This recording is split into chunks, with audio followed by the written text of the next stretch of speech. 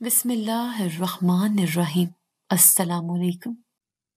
میرا نام حوریہ ہے، ابا کی اکلوتی بیٹی، ماں کی سانسوں کا مرکز اور سب سے بڑھ کر ایک ایسے گھر کی رونق جہاں صرف ہنسی گونجتی تھی، آنکھیں کبھی نم نہ تھی۔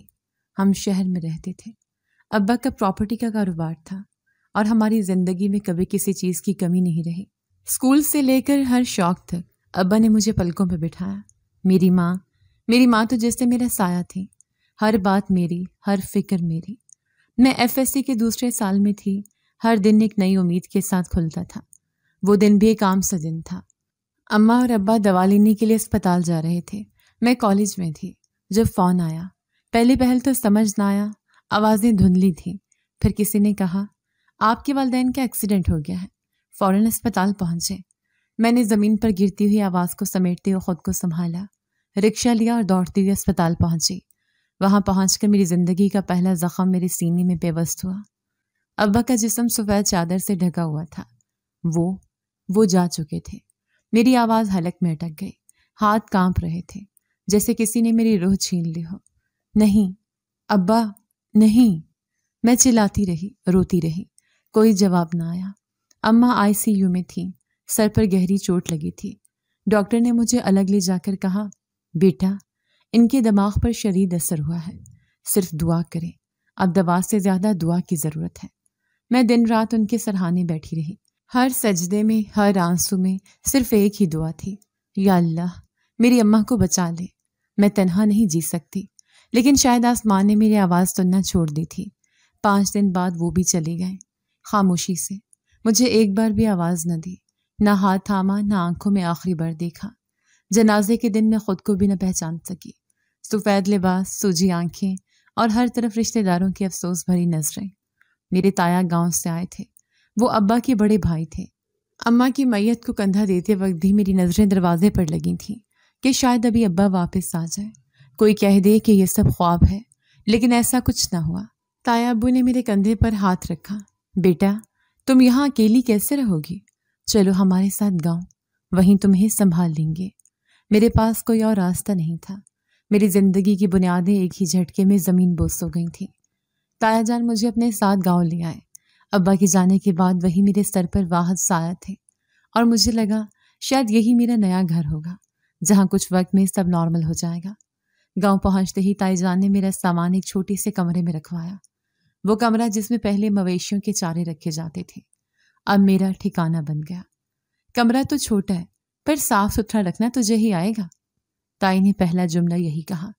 میں خاموش رہی، کچھ کہنا فضول تھا، میں جانتی تھی یہ ان کا گھر ہے اور اب میں ان کی مرضی کی پابند۔ اگلے دن صبح جلدی اٹھنے پر تائی نے مجھے باورچی خانے میں کام کرنے کو کہا، آٹا گوندھ لے اور سالن گرم کر لے، میری کمر میں درد ہے، نہیں ہو پاتا اب سب کچھ۔ میں نے آٹا گوندھ لیا، سالن بھی گرم کر لیا، مجھے تو بس خاموشی سے دن گزارنے تھے۔ کچھ دنوں بعد جب حالات تھوڑے معمول پر آئے، میں نے تایا جان کو کہا میں اپنی پڑھائی جاری رکھنا چاہتی ہوں، آپ کی اجازت ہو تو میں پرائیویٹ فارم جمع کروا دوں۔ تایا نے اخباری صفحہ لپیٹتے ہوئے سر ہلایا، بیٹا اگر تجھے پڑھنا ہے تو پڑھ، پر شہر جانے کا سوچنا بھی مت، یہاں گاؤں میں ہی کچھ کر لے، ہم تیری مدد کریں گے۔ لیکن تائی کو جیسے یہ بات پسند نہیں آئی۔ شام کو چولہا بجھاتے وقت تائی جان نے کہا، کتنی پڑھائی کرے گی؟ تیرے باپ نے پڑھا لیا بہت، اب کام سیکھ، کام۔ بی اے ایم اے سے نہ روٹی ملتی ہے نہ عزت۔ میں نے آہستہ سے کہا، پر میں نوکری کے قابل بننا چاہتی ہوں۔ تائی نے تند لہجے میں کہا، یہ گھر پڑھنے کی جگہ نہیں، کام کرنے کی جگہ ہے، صبح سویرے اٹھنا، جھاڑو دینا، پانی بھرنا، یہ سب سیکھ۔ اگلے دن میں نے خالہ رخسانہ کے بیٹے سے پرائیویٹ فارم منگوایا اور تایا جان سے پیسے لیے۔ تائی کو جیسے آگ لگ گئی ہو، ابھی سے پیسے مانگنے لگ گئی، مفت کی روٹی کھا کر اب روپے بھی کھینچنے لگی ہے۔ میں نے کچھ نہ کہا، فارم بھر کر واپس بھیج دیا۔ مجھے معلوم تھا کہ تائی کو میرا پڑھنا کھٹکتا ہے، گھر میں سب کچھ ترتیب سے چلتا، مگر میرے حصے کا کام بڑھتا جا رہا تھا۔ تائی جان نے مجھے ہر کام میں لگا دیا۔ سوہا ان کی بڑی بیٹی جو میری عمر کی تھی ہر وقت موبائل پر لگی رہتی، اگر میں تھوڑا سست ہو جاتی تائی فوراً بول اٹھتی، سوہا شہزادی ہے کیا جو تو اس کے کام بھی نہ کرے؟ دوپہر کے وقت جب سب کھانے میں مصروف ہوتے، میں پیچھے بیٹھ کر بچا ہوا کھانا کھاتی، ایک دن جب سالن ختم ہو گیا تو میں نے خالی روٹی پر اچار ڈالا۔ سوہا نے چپتی ہوئی آواز میں کہا، تیری ماں ہوتی تو وہی بچا ہوا کھانا کھانے دیتی تجھے؟ میرے ہاتھ رک گئے، جواب نہ دے سکی، چپ چاپ کھانا ختم کیا اور برتن دھونے میں لگ گئی۔ ایک دن میرے اسکول کا پرانا دوست عادل راستے میں مل گیا۔ اس نے پوچھا، حوریہ تمہارا فارم جمع ہو گیا؟ امتحان کی تیاری کیسے جا رہی ہے؟ میں نے مختصر جواب دیا، جی فارم جمع ہو گیا، بس پڑھائی تھوڑی مشکل ہے یہاں۔ گھر آ کر میں نے ذکر تک نہ کیا، مگر شام کو تائی جان نے عجیب لہجے میں پوچھا، وہ لڑکا کون تھا جو راستے میں بات کر رہا تھا؟ میں حیران رہ گئی۔ کون؟ وہ پرانا کلاس فیلو ہے، بس اچانک مل گیا۔ تائی بولی، یہاں گاؤں میں لوگ زبان سے زیادہ آنکھ رکھتے ہیں، آئندہ کسی غیر مرد سے بات نہ کرنا ورنہ زبان کاٹ دوں گی۔ اس دن مجھے پہلی بار محسوس ہوا کہ میں صرف یتیم نہیں رہی، اب میں شک کی نگاہوں میں پلنے والی لڑکی بھی بن چکی تھی۔ ایک دن شام کو میں نے اپنے لیے ایک پرانا سوٹ نکالا جسے اماں نے آخری بار میرے لیے سلوایا تھا۔ پہن کر بیٹھے ہی تھی کہ سوہا بولی، یہ شہر والی چالیں یہاں نہ چلا، ہمیں مت دکھا یہ نفاستیں۔ میں نے پلٹ کر کچھ نہیں کہا، بس اندر جا کر وہ سوٹ دوبارہ رکھ دیا۔ اسی شام تاج جان کسی ضروری کام سے دوسرے شہر چلے گئے۔ جاتے انہوں نے کہا، بیٹا اپنا دھیان رکھنا، اگر کچھ چاہیے ہو تو فون کر دینا۔ لیکن فون میرے پاس کہاں تھا، اور تائی کے ہوتے ہوئے کوئی چیز مانگنے کی جرت کس میں تھی؟ تایا کے جاتے ہی تائی کا لہجہ اور سخت ہو گیا۔ صبح جلدی اٹھنا، ناشتہ بنانا، برتن دھونا، سوہا کے کپڑے دھونا، سب کچھ میرے ذمہ لگا دیا گیا۔ ایک دن جب سوہا کا یونیفارم استری کرتے کرتے میں تھک گئی تو تائی چلا اٹھی، کام کرنے آئی ہے یا شہر کی شہزادی بنی ہے؟ میں نے کہا، تھوڑا آرام کر لوں پھر کر دوں گی۔ تائی نے جھاڑو اٹھا کر میرے سامنے دے مارا، یہاں کسی کو آرام نہیں، خاص کر تجھ جیسی پرائے گھر کی مہمان کو۔ مجھے اندازہ نہیں تھا کہ میرا شہر والا خواب ایک گاؤں کے کمرے میں دفن ہونے جا رہا ہے۔ تایا جان 3 ہفتے بعد واپس آئے، کراچی سے آئے تھے، چہرے پر تھکن اور فکر واضح تھی۔ آتے ہی انہوں نے سب گھر والوں کو بیٹھک میں بلایا۔ میں بھی چپ چاپ ایک کونے میں بیٹھ گئی۔ وہ کافی دیر تک خاموش بیٹھے رہے، پھر آہ بھر کر بولے، میرا کاروبار ڈوب گیا ہے، دبئی میں حالات بہت خراب ہو گئے ہیں۔ تائی نے فوراً منہ پر ہاتھ مارا، اللہ خیر کرے، سب کچھ لگا دیا تھا اس کاروبار میں۔ تایا جان نے میری طرف دیکھا اور نرمی سے بولے، بیٹا تمہارے ابا نے جو شہر میں گھر بنایا تھا وہ بھی تک ہمارے نام پر ہے، اگر وہ گھر بیچ دیں تو شاید کچھ قرض اتر جائے۔ میں خاموش رہی۔ وہ گھر میرے ابا کی آخری نشانی تھا، لیکن ان کی آنکھوں میں جو بے بسی دیکھی دل پگھل گیا۔ اگر اس سے آپ کا بوجھ ہلکا ہوتا ہے تو بیچ دے، میں نے آہستہ سے کہا۔ تایا جان نے میرا ہاتھ تھاما، تم بہت اچھی بیٹی ہو، تمہارا ابا بھی تم پر فخر کرتا۔ اگلے ہی ہفتے کاغذات تیار ہوئے، شہر سے خریدار آئے، مجھے ایک بار بھی گھر لے جا کر نہیں دکھایا گیا، سودا وہیں بیٹھ کر طے پایا۔ میں نے دستاویزات پر دستخط کیے اور تایا جان نے رقم لی، کہا سب سنبھال لوں گا، فکر نہ کرو۔ اس رات تائی جان نے پہلی بار میرے لیے اپنی زبان نرم کی، تو نے بڑا احسان کیا ہے، ہمارے مشکل وقت میں جو ساتھ دے وہی اصل اپنا ہوتا ہے۔ میں نے سوچا شاید اب حالات بہتر ہو جائیں گے، شاید میرے ساتھ سلوک بھی بدلے گا، لیکن اگلے ہی دن سے تائی کا رویہ بدل گیا۔ وہ نرمی صرف ایک دن کی تھی، پھر وہی سختیاں، وہی حکم، بلکہ اب کچھ اور بڑھ چکا تھا۔ صبح 4 بجے جگا دیا گیا، اٹھ پانی بھر کنویں سے، آج بجلی نہیں آئے گی اور نل بند رہیں گے۔ میں نے کہا تھوڑی دیر سوہا کو بھی کہہ دیں، میں ذرا لیٹ سوئی تھی۔ سوہا وہ تیری نوکرانی ہے جو تو اسے حکم دے گی؟ تائی نے برتن زور سے میز پر دے مارے۔ اب کام کا بوجھ دوگنا ہو چکا تھا۔ شہر والا گھر جو میرے دل کا حصہ تھا اب تایا جان کی جیب میں رقم بن چکا تھا اور مجھے اس کا فائدہ کچھ بھی نہ ملا۔ ایک دن جب سوہا کی دوستیں گھر آئیں، میں کچن میں روٹیاں بنا رہی تھی۔ سوہا نے آواز دی، چائے لا اور اچھی بنائی ہو ورنہ سب کو تجھ پر ہنسنے کا موقع ملے گا۔ میں نے چپ چاپ چائے بنائی، مگر کب رکھنے گئی تو ان کی ایک دوست نے مذاق اڑاتے ہوئے کہا، یہ تیری نوکرانی ہے؟ سوہا نے زور سے کہکا لگایا، نوکرانی نہیں، یتیم کزن ہے۔ وہ لفظ میرے کانوں میں سیسا بن کر گرا، یتیم کزن، نہ عزت رہی نہ رشتہ۔ شام کو میں نے ہمت کر کے تایا جان سے پوچھا، کیا اس رقم سے مجھے کچھ مل سکتا ہے؟ میں پرائیویٹ تعلیم کے لیے کوچنگ سینٹر جوائن کرنا چاہتی ہوں۔ انہوں نے کہا، ابھی مشکل ہے، پیسے قرض چکانے میں لگ گئے ہیں، پھر کبھی دیکھیں گے۔ میں خاموش ہو گئی۔ ایک دن تائی نے مجھے پرانے کپڑے لا کر دیے۔ یہ سوہا کے پرانے جوڑے ہیں، سلوا لے، گرمی آ گئی ہے۔ میں نے دیکھا کچھ قمیضوں کے دامن پھٹے ہوئے تھے، کچھ پر تیل کے داغ تھے۔ یہ پہننے کے لیے ہیں؟ میں نے حیرت سے پوچھا۔ ہاں، کیوں؟ تیرے ابا کی کمائی اب کہاں رہی؟ نیا لانا تو ممکن نہیں۔ میں وہ کپڑے واپس رکھ آئی، کچھ نہ کہا۔ کمرے میں جا کر دروازہ بند کیا اور خاموشی سے بیٹھ گئی۔ مجھے یہ سب نہیں ملا ہوتا اگر وہ گھر نہ بیچا جاتا، لیکن میں نے جس نیت سے قربانی دی تھی اس کا صلہ صرف تذلیل کی شکل میں ملا۔ تایا جان اب زیادہ تر وقت خاموش رہے تھے۔ شاید انہیں اندازہ تھا کہ انہوں نے مجھ سے کیا چھین لیا، یا شاید وہ بھی سب بھول چکے تھے۔ اب ان کی توجہ دوبارہ کاروبار پر تھی اور میرا وجود اس گھر کے کاموں تک محدود ہو چکا تھا۔ گرمیوں کا آغاز ہو چکا تھا۔ گاؤں کی دوپہریں سلگتی تھیں اور شام میں بھی پسینے سے شرابور۔ میرے کپڑوں کی حالت خراب ہو چکی تھی۔ ایک سفید سوٹ تھا جو اب خاکستری ہو چکا تھا، 2 قمیضوں کے رنگ اڑ چکے تھے، اور دوپٹہ تو ایک بار کنویں پر گرنے کے بعد جیسے کبھی اپنا وجود کھو بیٹھا تھا۔ ایک شام جب سب کھانے کے بعد باہر بیٹھے تھے، میں نے ہمت کر کے تائی جان سے کہا، تائی جان، اگر کچھ نئے کپڑے مل جائیں تو میں خود ہی سی لوں گی۔ انہوں نے میری طرف دیکھا جیسے کوئی عجیب سی چیز بول رہی ہو، پھر زور سے ہنسی۔ کپڑے تیرے لیے؟ کیا ہمارے پیسے تیرے فیشن پر بھی لگیں گے؟ میں خاموش رہی۔ وہ بات کو وہیں ختم کر دیتی تو بات بنتی، لیکن انہوں نے اگلے دن صبح سوہا کی پرانی شلواریں اور ایک پیبند لگی قمیض میرے سامنے پھینک دی۔ یہ پہن لے، نخرے نہ کر، ہمارے گھر میں جو ہے وہی ملے گا، اگر برا لگتا ہے تو جنگل میں جا کر رہ لیں۔ سوہا پیچھے سے بولی، دیکھو تو اب کپڑوں کی فرمائش بھی شروع ہو گئی، نوکرانی بھی اب رانی بننے لگی ہے۔ میں نے کچھ نہیں کہا، بس ان کپڑوں کو دیکھتی رہی۔ اماں کی وہ بات یاد آئی، بیٹا، کپڑے انسان کی پہچان نہیں ہوتے، لیکن صاف ستھرا رہنا عبادت ہے۔ اماں خود میرے لیے ہر سیزن میں 2-3 نئے جوڑے ضرور سلواتی۔ عید پر تو ہر رنگ کا سوٹ ہوتا، نئے جوتے، مہکدار چادریں۔ وہ دن یاد آئے تو آنکھوں سے آنسو نکل پڑے، لیکن میں نے انہیں خود پر قابو پانے نہیں دیا۔ ان کپڑوں کو وہیں چھوڑ کر کمرے میں آ گئی۔ اگلے دن جب میں نے پھر پرانا پیبند زدہ سوٹ پہنا، تائی نے پوچھا، جو سوٹ دیا تھا وہ کیوں نہیں پہنا؟ میں نے آہستہ سے کہا، پہننے لائق نہیں تھے۔ اچھا، اب تو فیصلہ کرے گی کہ کیا پہننے کے قابل ہے؟ تیرے باپ کی کمائی ہے جو ہم تجھے نیا دیں۔ پھر وہ میری ماں کو بھی گھسیٹ لائے، تیری ماں بھی ایسی ہی تھی، ہر وقت بناوٹی، نازک، ہمارے گاؤں میں 2 دن نہ گزار سکی، اپنے شوہر کو لے گئی شہر۔ سوہا کھڑے کھڑے ہنسنے لگی۔ امی، اس کو شہر کی شہزادی سمجھنے کی عادت گئی نہیں اب تک۔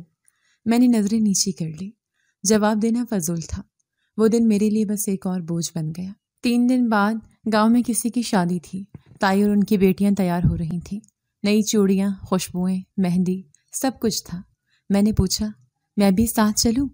تائی نے مجھے اوپر سے نیچے تک دیکھا، پھر کہا، تو ان کپڑوں میں شادی میں شرمندہ کروائے گی ہمیں؟ گھر بیٹھ اور برتن دھو۔ میں نے بس سر ہلا دیا اور چپ چاپ کچن میں لگ گئی۔ ان کے جانے کے بعد برتن دھوتے وقت میرا ہاتھ جل گیا، مگر میں نے نہ پانی پیا نہ آواز نکالی۔ میری آوازیں ویسے بھی سننے والا کون تھا؟ اسی رات جب سب واپس آئے، سوہا نے ایک پیکٹ پھینکا، یہ بچا ہوا کیک ہے، تو بھی کھا لے، تجھے کیا پتا شادی کیسی ہوتی ہے۔ پہلے تو میں نے پیکٹ کو دیکھا، پھر وہی رکھ دیا۔ میرا دل چاہا ایک لمحے کو بس سب کچھ چھوڑ کر بھاگ جاؤں، پر کہاں، کس کے پاس؟ اس گھر میں صرف ایک جسم تھی جسے کام کے لیے رکھا گیا تھا۔ اگلی صبح جب سب سو رہے تھے، میں نے چپکے سے اماں کی چٹھی نکالی جو میری ڈائری کے اندر چھپی ہوئی تھی۔ اس میں لکھا تھا، بیٹا، کبھی کسی کے سامنے خود کو کمزور نہ سمجھنا، تو میری تربیت ہے، تجھے کبھی جھکنے نہ دوں گی۔ میں نے وہ چٹھی آنکھوں سے لگائی اور فیصلہ کر لیا، اب مجھے خاموش نہیں رہنا، نہ ان کے تانوں پر، نہ سوہا کے تمسخر پر، نہ تائی کی تلخی پر۔ اگلے دن جب سوہا نے پھر وہی پھٹا پرانا سوٹ میرے آگے پھینکا، میں نے اسے واپس کر دیا۔ پہننا ہے تو خود پہن لو۔ تائی چیخیں، کیا کہا تو نے؟ میں ان کی آنکھوں میں دیکھ کر بولی، میں انسان ہوں، کسی کے بچے کی عزت ہوں، اگر آپ عزت نہیں دے سکتی تو توہین بھی نہ کریں۔ سوہا غصے سے بولی، زبان چلانے لگی ہے، تائی اسے سبق سکھائیں۔ تائی میرے قریب آئیں، ہاتھ اٹھایا مگر میں پیچھے ہٹ گئی۔ مار لیجیے، لیکن میرے سوال ختم نہیں ہوں گے۔ آپ نے میرے باپ کا گھر بیچ کر مجھ پر احسان جتایا، اب مجھے اس احسان کا بدلہ عزت کی بھیک میں تو نہ دیجیے۔ کمرے میں خاموشی چھا گئی۔ شاید وہ اتنی بولتی ہوئی حوریہ کے لیے تیار نہ تھی۔ اس دن میں نے فیصلہ کر لیا، یا تو عزت سے جیوں گی یا پھر مر جاؤں گی۔ 3 دن مکمل سکوت میں گزرے۔ میرے جواب کے بعد تائی نے بات چیت بند کر دی۔ سوہا نے دوپہر کے کھانے میں نمک نہیں ڈالا اور شام کو تائی نے مجھے جھاڑتے ہوئے کہا، اب زبان بھی لمبی ہو گئی ہے اور کام بھی بھول گئی ہے، پڑھ لکھ کے کیا بنے گی؟ دیمک لگی عزت؟ میں نے پلٹ کر کوئی جواب نہیں دیا، پر اس شام کی خاموشی میں کچھ مختلف تھا۔ تایا جان 1 گھنٹے کے لیے آئے، بیٹھک میں کسی سے ملے اور فوراً واپس چلے گئے۔ رات کے کھانے کے بعد میں برتن دھو رہی تھی کہ سوہا کی آواز آئی، مبارک ہو، تمہارا نصیب جاگا ہے، سردار کے بیٹے سے بات چلی تمہاری۔ میں نے برتن رکھتے رکھتے ہاتھ روک لیا۔ کیا مطلب؟ سوہا نے طنزی انداز میں کہا، رشتہ آیا ہے اور تائی مان گئی ہیں، وہیں جا رہی ہو حویلی میں، اب نوکرانی نہیں دلہن بنو گی۔ میں نے فوراً تائی سے پوچھا، کیا یہ سچ ہے؟ تائی نے بغیر میری طرف دیکھے جواب دیا، ہاں، اور کوئی سوال مت کرنا، سردار خود رشتہ مانگنے آئے تھے، بہت عزت کی بات ہے۔ میں نے بات کاٹتے ہوئے کہا، سردار کا بیٹا فاہد پاگل ہے، سب جانتے ہیں، اس نے اپنی پہلی بیوی کو مار ڈالا۔ تائی نے تیز آواز میں جواب دیا، زبان سنبھال کر بات کر، اس کی ماں کمزور تھی، مر گئی، اور تو کون ہوتی ہے فیصلہ کرنے والی؟ میں نے بھائی جان سے کہا، آپ کچھ بولتے کیوں نہیں؟ میں کسی پاگل کے ساتھ شادی نہیں کروں گی، یہ ظلم ہے۔ وہ خاموش بیٹھے رہے، صرف نظریں جھکا کر سگریٹ سلگاتے رہے۔ ان کی خاموشی چیخ سے بھی زیادہ ظالمانہ تھی۔ تائی نے میری کلائی پکڑ کر جھٹکا دیا، جو فیصلہ ہو چکا ہے وہ ہو چکا، سردار کے گھر کا رشتہ ہے، کوئی معمولی بات نہیں۔ تو اپنی بیٹی کی شادی کرو نا وہاں۔ میں چیخی، میری بیٹی کے لیے کوئی شہزادہ آئے گا، تو ٹھیک ہے وہاں کے لیے، تیری جیسی لڑکیاں ایسے ہی گھروں میں سدھار جاتی ہیں۔ میرے اندر آگ لگ گئی، میں نے بھائی جان کے قدموں میں ہاتھ جوڑ دیے، بس رحم کریں، مجھے مت بیچیں، میں سب کچھ برداشت کر لوں گی، آپ جو کہیں گے کروں گی، لیکن اس پاگل کے ساتھ زندگی نہیں، وہ مجھے مار دے گا۔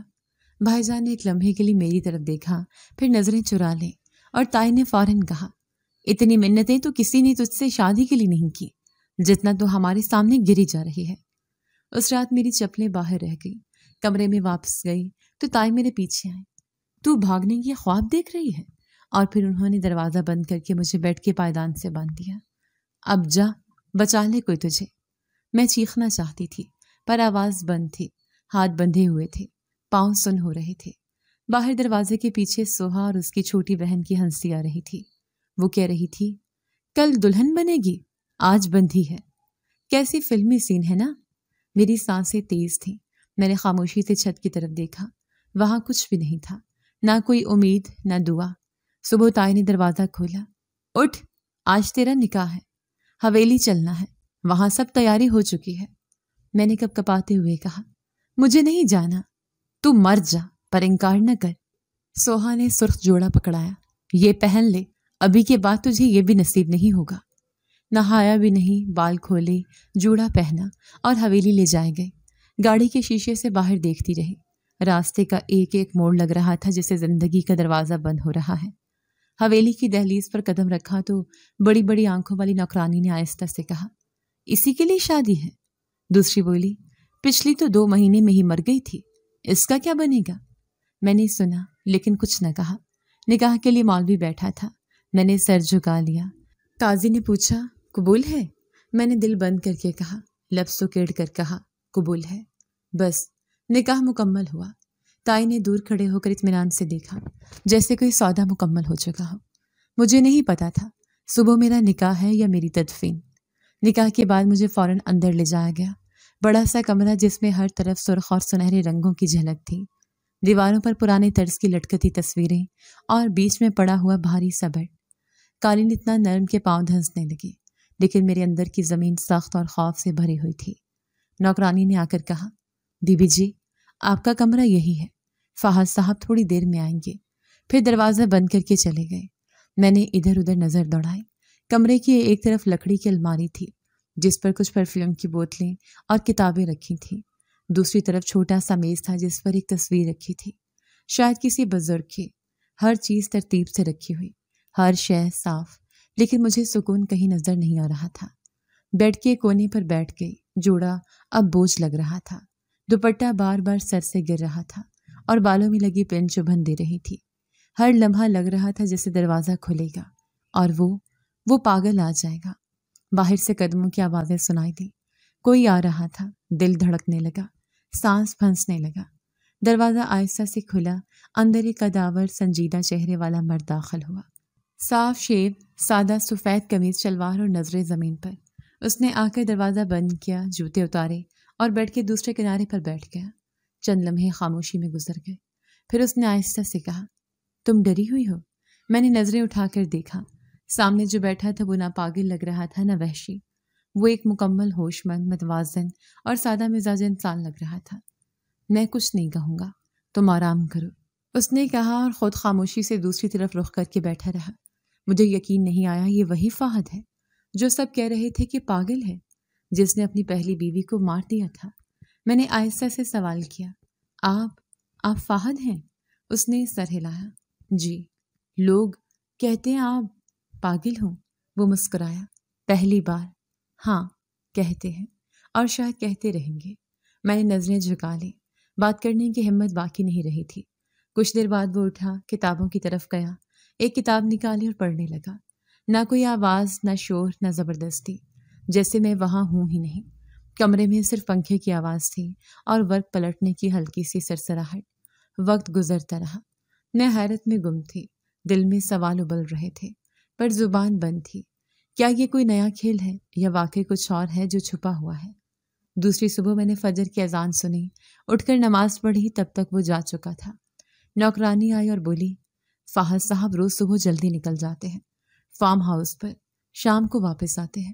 میں نے آہستہ سے پوچھا، یہ سب یہاں ان کے بارے میں لوگ کیوں ایسا بولتے ہیں؟ نوکرانی نے پہلو بدلا، بی بی جی، یہاں ہر کسی کی زبان ہے پر دل کوئی نہیں دیکھتا، آپ خود سمجھ جائیں گی وقت کے ساتھ۔ دن ایسے ہی گزرنے لگے۔ فہد دن میں نظر نہ آتا، رات کو آ کر خاموشی سے کتابیں پڑھتا اور بس۔ وہ نہ بولتا، نہ کچھ مانگتا، نہ کسی کام پر زور دیتا۔ کبھی کبھی چائے مانگ لیتا، کبھی خاموشی سے گانے سنتا۔ ایک دن جب وہ باہر بیٹھا ہوا تھا، میں نے اس کے کمرے کی ترتیب دیکھی۔ ہر چیز اپنی جگہ، الماری میں کپڑے ترتیب سے، جوتے قطار میں، میز پر ہر چیز اپنی مخصوص جگہ پر۔ میں نے پانی کا جگ ہلکا سا حرکت دیا تو وہ فوراً پلٹ کر بولا، براہ کرم اسے وہیں رکھ دیں۔ میں چونک گئی۔ سوری، میں صفائی کر رہی تھی۔ اس نے نرمی سے سر ہلایا۔ میں اپنی جگہ بدلتا نہیں ورنہ دم گھٹتا ہے۔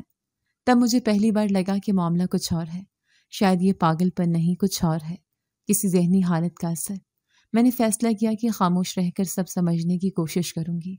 رات کو جب وہ سو رہا تھا، میں نے چپکے سے الماری کے اندر جھانکا۔ ایک پرانی ڈائری رکھی تھی اور ساتھ ایک دوا کی پرچیاں۔ میں نے پڑھنے کی کوشش کی لیکن اچانک دروازے کی چڑچڑاہٹ سنائی دی۔ فوراً واپس ہو گئی۔ دل دھڑک رہا تھا لیکن اس نے کچھ نہیں کہا، بس پانی پیا اور دوبارہ لیٹ گیا۔ اب میرا خوف کم ہونے لگا تھا اور سوال بڑھنے لگے تھے۔ یہ لڑکا جو سب کی نظر میں مجنوں تھا، آخر اتنا پرسکون، اتنا مہذب کیوں ہے؟ کوئی نہ کوئی بات ہے جو مجھے خود جاننی ہے۔ جب وہ کمرے میں داخل ہوا، میں نے موت کو اپنے سامنے کھڑا پایا، لیکن شاید یہ موت نہیں تھی، کوئی نئی حقیقت تھی جو ابھی پوری طرح سامنے آنا باقی تھی۔ شادی کے تیسرے دن فہد نے مجھے ناشتے کے لیے بلایا۔ وہ ڈائننگ ٹیبل پر بیٹھا اخبار پڑھ رہا تھا اور سامنے ناشتہ ترتیب سے رکھا تھا، انڈے، ٹوسٹ اور ساتھ میں دودھ۔ اس نے اخبار سے نظریں اٹھا کر بس اتنا کہا، آپ بیٹھیں، میں چائے بنوا لیتا ہوں۔ میں خاموشی سے کرسی کھینچ کر بیٹھ گئی۔ نہ وہ کسی قسم کی نظر سے گھور رہا تھا، نہ زبان میں سختی تھی۔ اس کا رویہ بالکل عام تھا، جیسے جو جاننے والے روزمرہ کی زندگی میں ایک ہی جگہ رہ رہے ہوں۔ آپ کو یہاں کوئی تکلیف تو نہیں؟ فہد نے اچانک سوال کیا۔ نہیں، میں نے مختصر جواب دیا۔ اگر ہو تو بتا سکتی ہیں۔ میری ماں زیادہ وقت حویلی میں رہتی ہے اور ان کی کچھ باتیں تلخ لگ سکتی ہیں۔ آپ کی ماں نے تو اب تک مجھ سے کوئی بات نہیں کی۔ میں نے سچ کہا۔ فہد ہلکا سا مسکرایا۔ یہی بہتر ہے۔ اس کی آنکھوں میں بے حد گہرائی تھی، جیسے وہ ہر چیز کو پرکھ رہا ہو مگر بولتا کچھ نہ ہو۔ وہ نہ تو بے قابو ہوتا، نہ چیختا، نہ کسی چیز کو توڑتا۔ ایک مکمل سنجیدہ آدمی۔ میں اب روز اس کی عادتیں نوٹ کرنے لگی تھی۔ وہ صبح جلدی اٹھتا، چپ چاپ تیار ہوتا، کتابیں اپنے بیگ میں رکھتا اور فارم ہاؤس چلا جاتا۔ دوپہر کو کھانے پر واپس نہیں آتا۔ رات کو بھی جلدی سوتا۔ اس کی ترتیب اور نفاست دیکھ کر میرے دل میں سوال پیدا ہونے لگے تھے۔ ایک دن جب وہ سو رہا تھا، میں نے کتابوں کی الماری کے نیچے ایک پرانا ڈبہ دیکھا۔ کھول کر دیکھا تو اندر دوا کی پرچیاں تھیں، چند ہسپتالوں کی رپورٹس اور ایک نوٹ بک۔ رپورٹس کے مطابق وہ بچپن میں شدید ذہنی دباؤ سے گزرا تھا، مگر کوئی پاگل پن کی علامت نہیں لکھی تھی۔ نوٹ میں لکھا تھا، مجھے سنا نہیں گیا اس لیے میں نے بولنا چھوڑ دیا۔ اس جملے نے مجھے روک دیا۔ کوئی جو واقع بیمار ہو وہ اس طرح شعور کے ساتھ لکھ نہیں سکتا، کچھ گڑبڑ ضرور تھی۔ اسی دن سپہر کو حویلی کے 2 ملازمائیں صحن میں بات کر رہی تھیں۔ پچھلی بیوی بھی ٹھیک تھی، بس بیچاری فہد صاحب کی ماں کی نظروں میں کھٹک گئی۔ دوسری بولی، فہد صاحب کے ساتھ تو کوئی مسئلہ نہیں، اصل گڑبڑ تو ان کی ماں ہے۔ میری نظریں فوراً دروازے کی طرف گئیں، لیکن وہ لوگ جا چکی تھیں۔ میں نے نوٹ کیا، فہد کی ماں جب بھی گھر میں ہوتی فہد تھوڑا بے چین سا ہو جاتا، اس کی نظروں میں اضطراب آتا، وہ بار بار کمرے کے دروازے چیک کرتا اور خود کو الگ کر لیتا۔ اگلی رات میں نے اسے براہ راست سوال کیا واقعی آپ جیسا سب کہتے ہیں ویسے تھے؟ وہ خاموش ہو گیا، پھر کچھ لمحے بعد بولا، کبھی آپ کو اتنا تنہا چھوڑا گیا ہے کہ آپ خود کو سمجھنے لگے؟ کیا مطلب؟ میرے والد زیادہ وقت باہر رہتے تھے اور میری سوتیلی ماں نے مجھے کبھی اپنا بیٹا تسلیم نہیں کیا۔ میں چھوٹا تھا جب میری اصل ماں فوت ہو گئے۔ اس کے بعد میں بس ہر بات پر ڈانٹ، ہر احساس پر طنز۔ ایک وقت آیا کہ میں بولنا چھوڑ دیا، پھر جب میں کچھ سنبھلا تو انہوں نے مجھے پاگل کہنا شروع کر دیا۔ اور آپ نے کچھ نہیں کہا؟ کس سے کہتا؟ وہ مسکرایا۔ باپ سنتے نہیں تھے، ماں صرف شک کرتی تھیں۔ پھر ایک دن میری بیوی، وہ رک گیا۔ کیا ہوا اسے؟ میں نے پوچھا۔ دل کی مریضہ تھی، ایک رات دوڑا پڑا، میں گھبرا گیا، چیخا شور کیا، وہ مر چکی تھی اور میں مجرم بن گیا۔ کسی نے کچھ نہیں پوچھا، بس یقین کر لیا، کیونکہ میں بچپن سے خاموش رہتا تھا، اس لیے سب نے سمجھا میں واقعی پاگل ہوں۔ اب تصویر واضح ہو رہی تھی، یہ شخص بیمار نہیں زخمی تھا۔ اس کی شخصیت پر چھائے ہوئے سوالات کسی ذہنی خلل کی وجہ سے نہیں، ایک خاندان کی سازش اور لاپرواہی کی پیداوار تھے۔ میں نے تائی جان کی باتیں یاد کی، ان کا وہ غصہ، ان کا رویہ اور میرا وہاں سے جبری نکاح۔ کیا یہ سب ایک چال تھی یا پھر کسی بڑی سازش کا حصہ؟ اب میرے لیے یہ صرف زندگی کا سوال نہیں تھا، یہ ایک سچ تلاش کرنے کی جنگ بن چکی تھی، اور میں یہ جنگ جیتنا چاہتی تھی، فہد کے لیے، اپنے لیے، اور ان سب کے لیے جنہیں خاموشی نے مجرم بنا دیا۔ فہد کی باتوں کے بعد میرے ذہن میں کئی دروازے کھلنے لگے تھے، لیکن ہر دروازے کے پیچھے ایک نیا اندھیرا کھڑا تھا۔ سوتیلی ماں کا ذکر بار بار آتا اور ہر بار فہد کی آنکھوں میں ایک سایہ سا چھا جاتا۔ وہ اس کے بارے میں زیادہ کچھ نہیں کہتا، لیکن اس کے رویے سے صاف ظاہر تھا کہ کچھ چھپا ہوا ہے۔ میں نے فیصلہ کیا کہ خود ہی جاننا ہوگا۔ اگلی صبح جب فہد فارم ہاؤس گیا اور سوتیلی ماں حویلی میں نہیں تھی، میں نوکرانی گل بی بی کے پاس گئی، جو برسوں سے یہاں کام کر رہی تھی۔ گل بی بی، فہد صاحب کی بچپن کی ماں کیسی تھیں؟ اس نے جھجکتے ہوئے میری طرف دیکھا، پھر آہستہ سے بولی، بی بی جی، فہد صاحب کی اصلی ماں بہت پیاری تھی، سادہ، نرم مزاج۔ جب وہ فوت ہوئی، فہد شاید 6-7 سال کا تھا۔ اس کے بعد سب کچھ بدل گیا۔ کیا بدل گیا؟ سردار صاحب نے دوسری شادی کی، تب فہد کو الگ کمرے میں شفٹ کر دیا گیا۔ نہ نیا کپڑا، نہ توجہ، سب کچھ صرف نئی بیوی اور اس کی سہولت کے لیے ہونے لگا۔ اور سردار کچھ نہیں بولتے تھے، وہ تو کاروبار میں مصروف رہتے تھے۔ فہد خاموش ہوتا گیا، پڑھائی میں اچھا تھا، لیکن جب بھی وہ کچھ اچھا کرتا اس کی ماں کچھ نہ کچھ کہہ کر اسے سزا دلواتی، کہتی کہ یہ ضدی ہے، زبان دراز ہے، پاگل ہو گیا ہے۔ میرے اندر کچھ ٹوٹا۔ میں نے اگلا سوال کیا، پچھلی بیوی جو مر گئی، کیا واقعی دل کی مریضہ تھی؟ گل بی بی نے ادھر ادھر دیکھ کر آہستہ سے کہا، بی بی جی، کچھ لوگ کہتے ہیں کہ اس کی دوا میں گڑبڑ کی گئی، اور وہ دوا فہد کی ماں نے لا کر دی تھی۔ کسی نے شک نہیں کیا اس پر؟ کون کرتا؟ وہ تو سب کو کنٹرول کرتی ہے، نوکرانیوں پر چلاتی ہے، اور فہد کو تو جیسے دشمن سمجھتی ہے۔ کیوں؟ کیونکہ وہ چاہتی تھی کہ سردار کی تمام جائیداد اس کے اپنے بیٹے کے نام ہو، جو کہ بعد میں پیدا ہوا تھا۔ اب تصویر مزید واضح ہو رہی تھی۔ سوتیلی ماں کا اصل مقصد جائیداد پر قبضہ تھا، اور فہد جو اصلی وارث تھا اسے پاگل ثابت کر کے کونے میں پھینک دینا ایک مکمل منصوبہ لگنے لگا۔ اسی دن دوپہر کو فہد گھر آیا، کافی خاموش تھا۔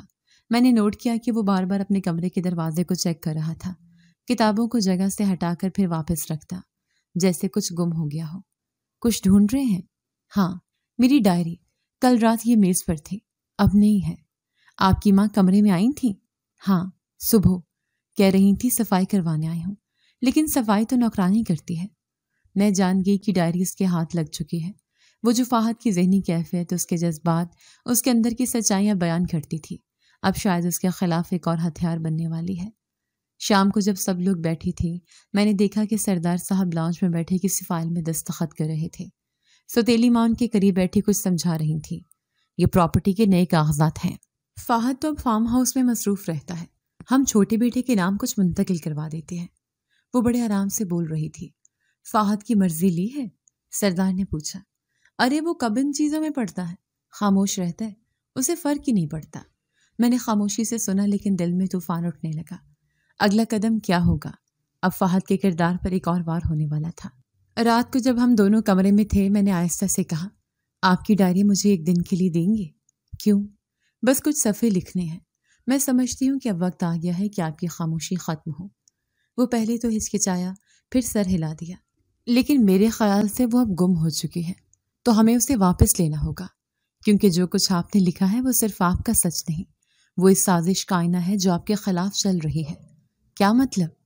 فہد، آپ کو پاگل کسی بیماری نے نہیں بنایا، بلکہ یہ الزام تھا، ایک منصوبہ۔ وہ چند لمحے خاموش رہا، پھر بولا، مجھے شک تھا، لیکن میں نے کبھی خود کو اس قابل نہیں سمجھا کہ سچائی کے پیچھے جاؤں۔ اب وقت ہے، ہم دونوں جائیں گے، اور اب آپ کو خاموش نہیں رہنا، کیونکہ فہد کے دکھ کے پیچھے ایک راز تھا جو میرے سامنے کھلنے والا تھا۔ پچھلے کئی دنوں کی باتیں، نوکرانیوں کی سرگوشیاں، سوتیلی ماں کے جملے اور فہد کی وہ خاموش ڈائری، سب میرے دل میں ایک فیصلہ بن چکے تھے۔ اب وقت تھا کہ سچائی کو زبان دی جائے۔ میں نے سردار صاحب سے ملاقات کی۔ وہ حویلی کے پرانے حصے میں بیٹھے ہوئے تھے، کاغذات ترتیب دے رہے تھے۔ ابا جی، مجھے آپ سے ایک بات کرنی ہے جو بہت اہم ہے۔ انہوں نے چونک کر مجھے دیکھا۔ ہاں بیٹا، بولو۔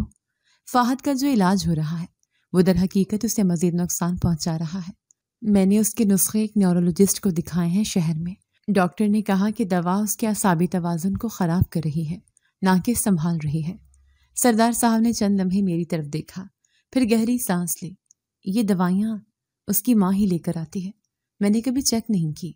آپ کو چیک کرنی چاہیے تھی، کیونکہ فہد کو پاگل ثابت کرنا اس سازش کا حصہ ہے جس کے پیچھے اس کی سوتیلی ماں ہے۔ وہ چاہتی ہے کہ فہد کی ساری جائیداد اس کے بیٹے کے نام ہو جائے۔ سردار صاحب خاموش ہو گئے۔ میں نے ان کے سامنے ڈاکٹر کی رپورٹ رکھ دی۔ آپ چاہتے ہیں فہد کی زندگی تباہ ہو یا اس کی حقیقت سامنے آئے؟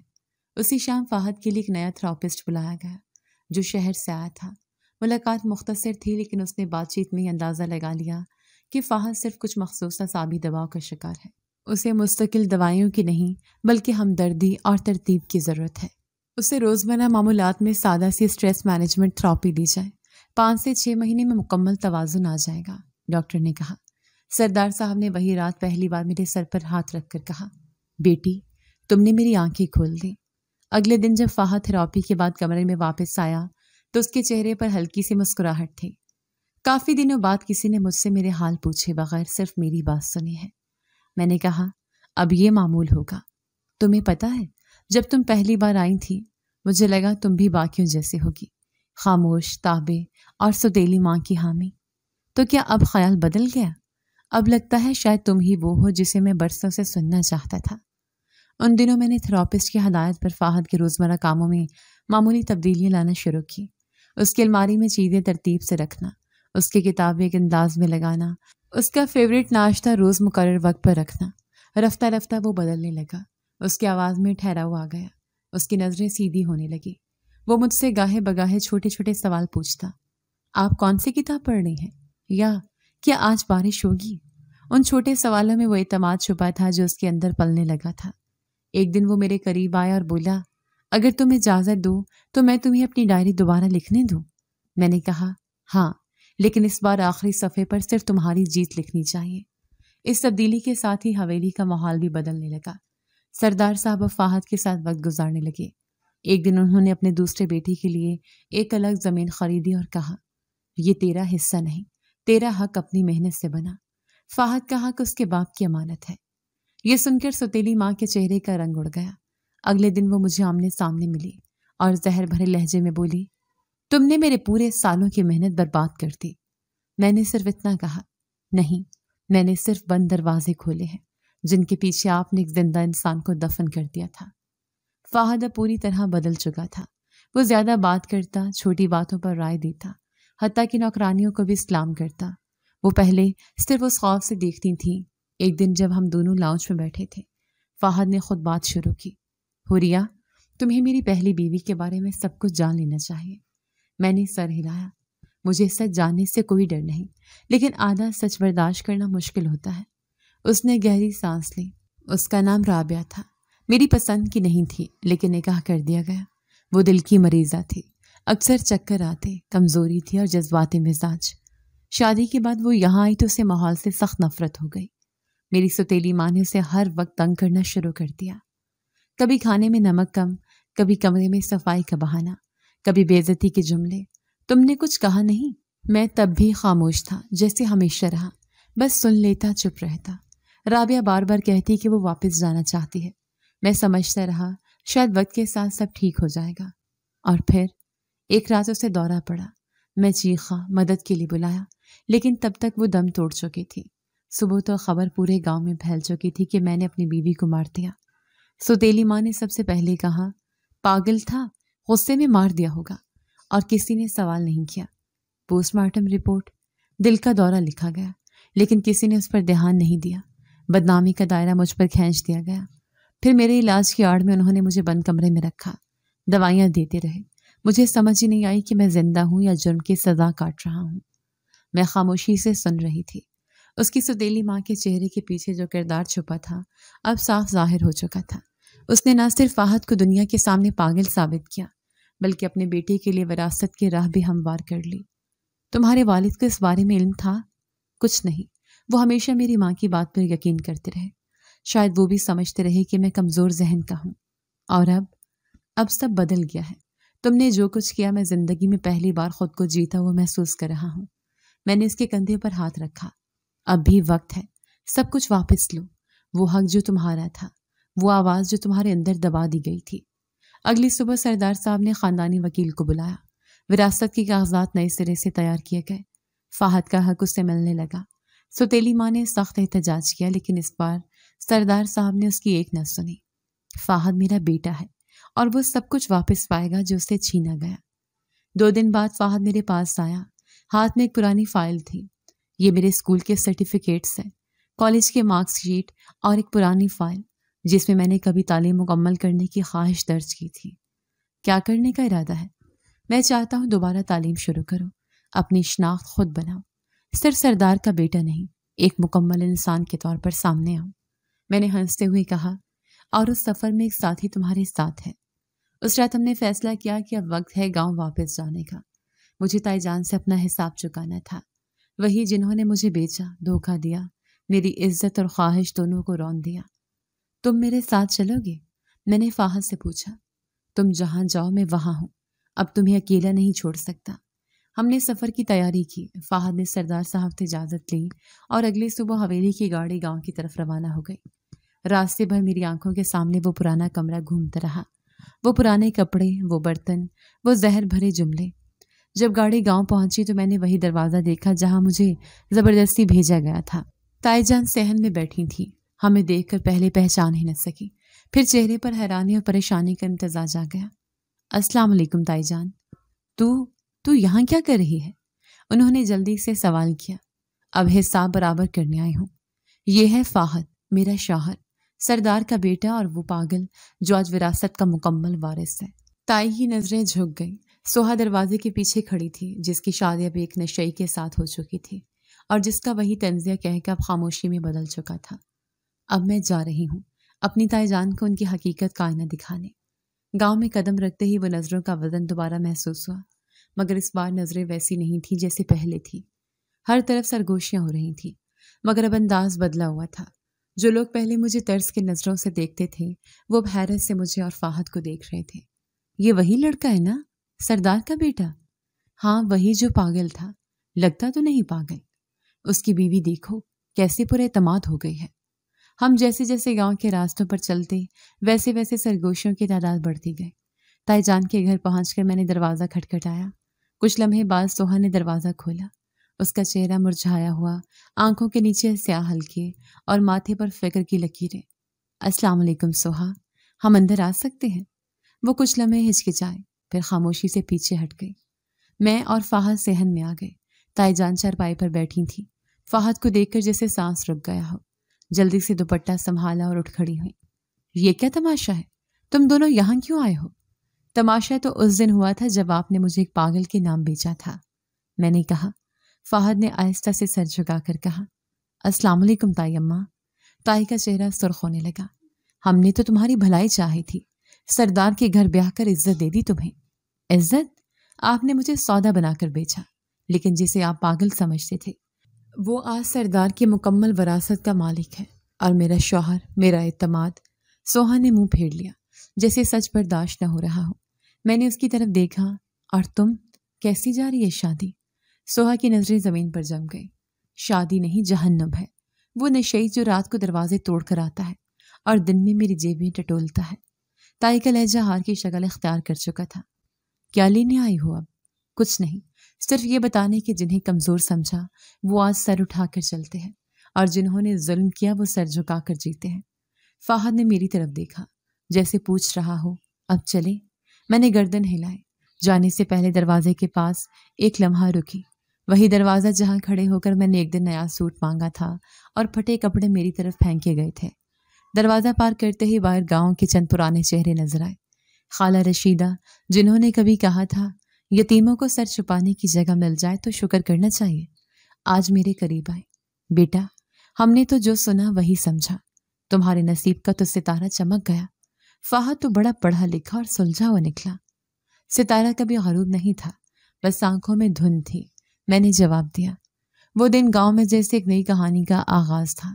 ایک شام جب ہم وہاں کے پرانے چائے والے کی دکان پر بیٹھے، فہد نے آہستہ سے کہا، یہ وہی جگہ ہے نا جہاں تمہارے تایا مجھے لے جایا کرتے تھے؟ ہاں، یہاں بٹھا کر لوگوں کو کہتے پاگل دماد ہے ہمارا، ہنسی آتی ہے ہمیں خود پر بھی۔ فہد نے مسکرا کر کہا، کیا اب ہنسی واپس کریں؟ نہیں، اب بس خاموشی کافی ہے۔ اسی دوران کئی پرانے واقف کار ہم سے ملنے آئے۔ پرانا استاد جو فہد کو اسکول کے دنوں سے جانتا تھا بولا، مجھے معلوم تھا یہ لڑکا الگ ہے، پر زبان بند تھی۔ گھر والے کہتے تھے دماغی مریض ہے۔ جب گھر والے ہی ساتھ نہ دیں تو باہر والے کیا کریں؟ فہد نے جواب دیا۔ ہم گاؤں میں 2 دن رکے۔ ہر دن کے ساتھ فہد کے چہرے پر سکون بڑھتا اور تائی جان کی حالت بگڑتی جاتی۔ نہ کوئی بہانہ باقی تھا، نہ کوئی جواز۔ میں نے کوئی بدلہ نہیں لیا، نہ آواز بلند کی، لیکن خاموشی سے یہ واضح کر دیا کہ عزت مانگنے سے نہیں، بنانے سے ملتی ہے۔ گاؤں کے لوگ اب ہاتھ جوڑ کر ہمیں رخصت کرنے آئے، انہی راستوں سے گزر کر جن پر ایک دن میرا وجود بوجھ لگتا تھا۔ آج میرا نام خود اعتمادی کی مثال بن چکا تھا۔ گاؤں سے واپسی کے بعد فہد کے لہجے میں جو نرمی تھی وہ اب استقامت میں بدل چکی تھی۔ وہ خود کو مختلف نظر آنے لگا تھا، صرف میرے لیے نہیں بلکہ اپنے لیے بھی۔ اس نے شہر کے اندرونی علاقے میں ایک چھوٹا سا صاف ستھرا گھر کرائے پر لیا۔ اس کا کہنا تھا اب ہمیں الگ سانس لینی چاہیے، ایسی جگہ جہاں ہم صرف اپنی مرضی سے جی سکیں، بغیر کسی سائے کے۔ ہم نے کچھ دنوں میں وہ چھوٹا سا گھر ایک پیار بھرا گوشہ بنا لیا۔ کچن میں لکڑی کے چھوٹے کیبن، کھڑکی سے داخل ہوتی دھوپ اور ایک چھوٹا سا کونا جہاں میں نے اپنی پڑھائی کی کتابیں رکھ دیں۔ فہد نے مکمل طور پر دوا لینا بند کر دی تھی۔ تھراپی ہفتے میں 2 بار جاری تھی اور وہ باقاعدگی سے ڈاکٹر سے ملتا۔ ہر ملاقات کے بعد وہ مجھ سے مختصر بات کرتا، لیکن باتوں میں ایک یقین ہوتا۔ ڈاکٹر نے کہا ہے میں مکمل ریکوری کی طرف جا رہا ہوں۔ مجھے خوشی ہے، میں نے مسکرا کر کہا، اور میں چاہتا ہوں تم بھی اپنی پڑھائی مکمل کرو۔ میں نے داخلہ فارم بھر دیا، شام کے کلاسز ہوں گی۔ شکریہ حوریہ، میرے لیے بھی اور اپنے لیے بھی۔ ہمارے دن سادہ تھے لیکن خوشحال۔ کبھی کبھار فہد مجھے اپنی پرانی یادیں سناتا، جن میں اس کی معصوم باتیں بھی ہوتی اور تکلیف دہ لمحے بھی۔ ایک دن جب میں رات کا کھانا بنا رہی تھی، فہد کچن کے دروازے پر کھڑا ہو کر بولا، میں چاہتا ہوں اگلے سال اپنا بزنس شروع کرو۔ کیا پلان ہے؟ آرگینک فارم، اپنے فارم ہاؤس پر۔ جو کچھ میرے والد نے چھوڑا اسے استعمال میں لانا چاہتا ہوں۔ تو پھر دیر کیوں؟ تمہاری ہاں کا انتظار تھا۔ ہم نے مل کر منصوبہ بنایا۔ فہد نے اپنی وراثت کے پیسوں سے زمین کی صفائی شروع کروائی۔ میں نے اس کے لیے بزنس پلان ٹائپ کیا، ایک پرانے لیپ ٹاپ پر جو میں نے خود اپنی جمع پونجی سے لیا تھا۔ دونوں نے ساتھ بیٹھ کر مستقبل کے خوابوں کو کاغذ پر اتارا۔ ایک دن سردار صاحب ہمیں ملنے آئے۔ ان کے ساتھ فہد کی سوتیلی ماں بھی تھی۔ میں نے دروازہ کھولا تو ان کی نظریں جھک گئیں۔ وہ اندر داخل ہوئی، بغیر کسی تکبر کے، بغیر کسی غرور کے۔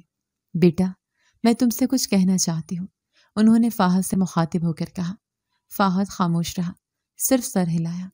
جو کچھ تمہارے ساتھ ہوا وہ میرا جرم تھا، میں نے صرف اپنا فائدہ دیکھا، تمہاری ماں ہونے کا دعویٰ کیا مگر ماں جیسا کوئی عمل نہ کیا۔